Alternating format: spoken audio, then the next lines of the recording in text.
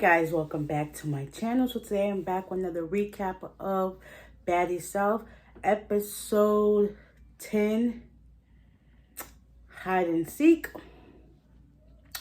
Yeah, so it went down. As y'all previously know, in the last episode, Natalie and Rolly got into it. So it continues with them, throwing the punches.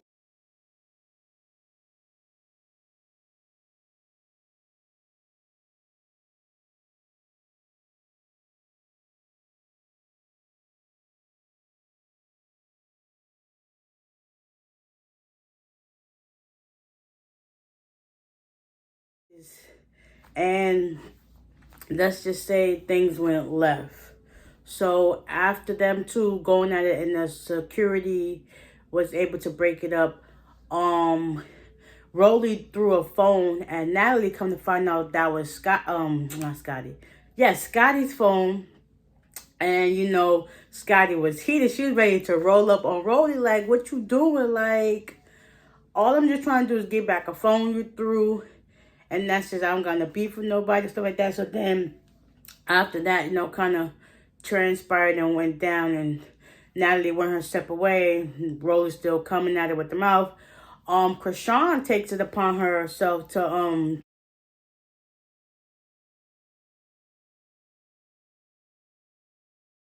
talk to Slim and say what you got going on. And meanwhile, during the whole entire time before the fight even broke out between Natalie and Rolly, Krishan was like this close to Slim to like, if she wanted to pop up then she should have popped off. But she kept her composure, held her distance, whatever. So after that, she's going back with Slim and they about to like try to get into it. Slim's like, Rock was just like, you just scared, and Slim's like, I ain't got time for this. I'll be the beat that I am. I'll be all this, and just like, listen, leave me alone. I ain't got time for this. Let them do their thing, and that's just what it is. Rock trying to tell Slim that Rolly ain't got your back like she did before, and not for nothing, Rolly didn't say nothing. She was basically just fuming off of what happened between her and Natalie. So it's like that's a whole nother situation by itself. So eventually, Rock eventually goes upstairs, and then Slim said what she said, and then she went outside.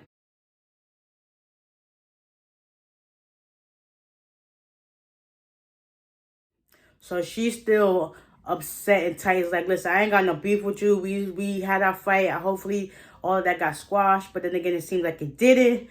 And, she's upset. And she has every right to be upset because it's like, okay, we had our fight. Obviously, that should have been the end of it. And then it's just let bygones be bygones. But, they're still upset going back and forth with each other regardless if she's outside, she's in the house. It's just like back and forth. So after all of that cools down, Slim's still outside handling her business, whatever the case may be. Natalie, bald head and all, break.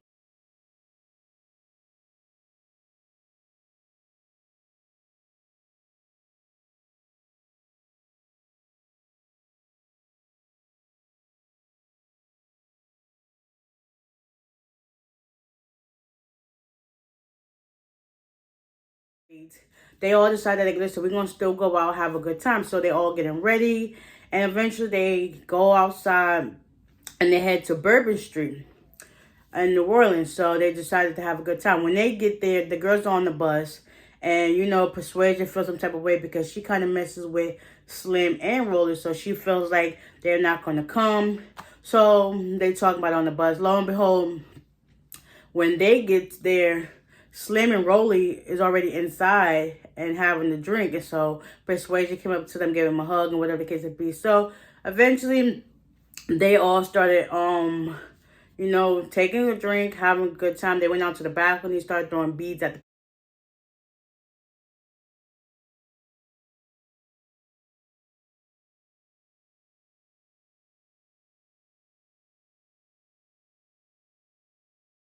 people in the crowd. At first, it wasn't a lot of people there. And then eventually they started getting into the groove of it. They was throwing their beads out, people showing their boobs, men and women. So it's like, listen, the show must go on. They did that for a while. Then after that, they decided to go downstairs and intermingle with the people that was down there. A lot of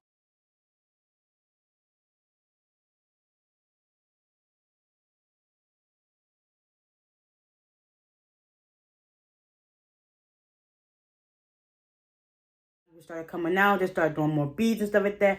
As the night progressed, they end up running into Relly B from Bad Boys. Yes, he is a whole mood, a whole vibe. Like,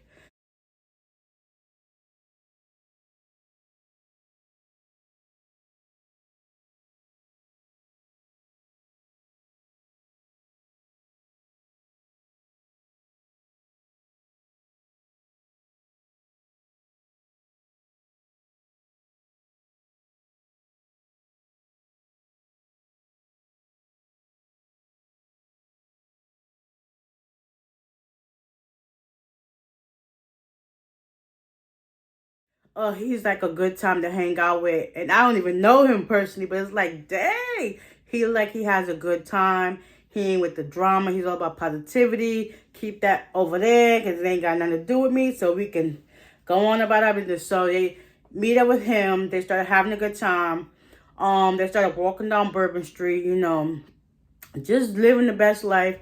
When they got to the part where they was shaking their behinds, twerking, all that other stuff going on that they supposed to be having fun. I'm kind of glad that they all kind of like came together as one and was able to have a good time and not have to beef and fight and stuff like that. So they end up going, before they end up going to this club, they ran into this guy with snakes.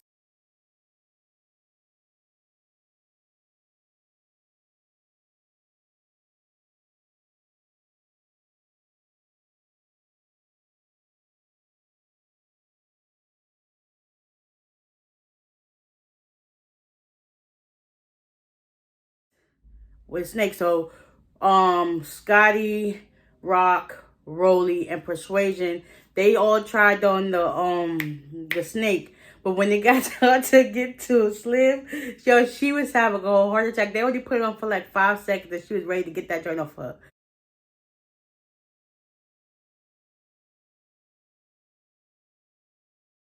Like, after that, they still walked down Burp Street. They ended up going to this club. They turned up there. They had shots. Like, it was just like a good old time. Like, I wish I would have got the chance to be a part of it. But, that ain't my scene. But it just looked like so much fun. Like, I've never been to New Orleans either. But they were just having a good old time.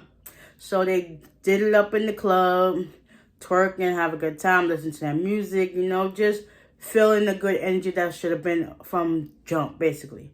So they did that. And it comes the next day as they're getting ready to leave where they are. I believe they're at the hotel or going their way to the airport or whatever the case be.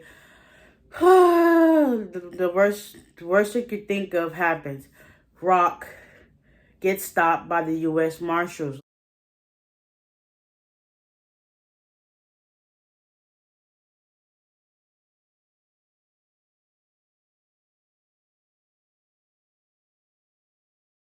Like, they had helicopters, everything. They end up getting her.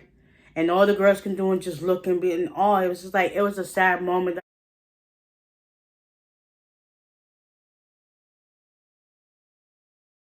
Like, nobody should ever be in that predicament or situation, regardless of how you may feel about the person. You wouldn't wish that on nobody. But the fact that, ooh, Rock was crying when they got her. Because at first she was like, kind of hesitant about, having the bounty hunters come after her. But then, she decided to go out anyway. And so the next day, they get her. They had her on the ground like she was a daggone criminal. Like a harsh criminal, like somebody that killed 50 people.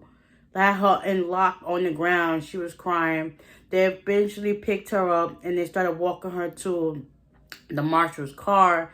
And all the girls are just looking on like, wow. And it's a whole crowd of people just watching and looking. And as she's getting into the car, she's crying for Jayla. And Jayla is talking to them. And they're like, no, you got to get back.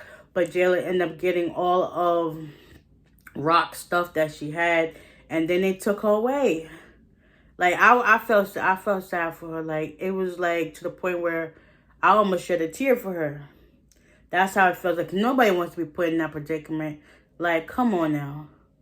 But then again, it's like, You know people are after you. Should you keep a low profile or you continue living your best life?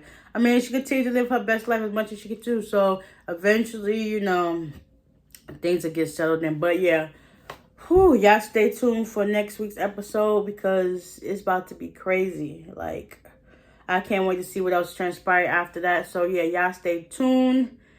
And I will see y'all in the next one. Hope y'all guys enjoyed this recap. And yeah, bye.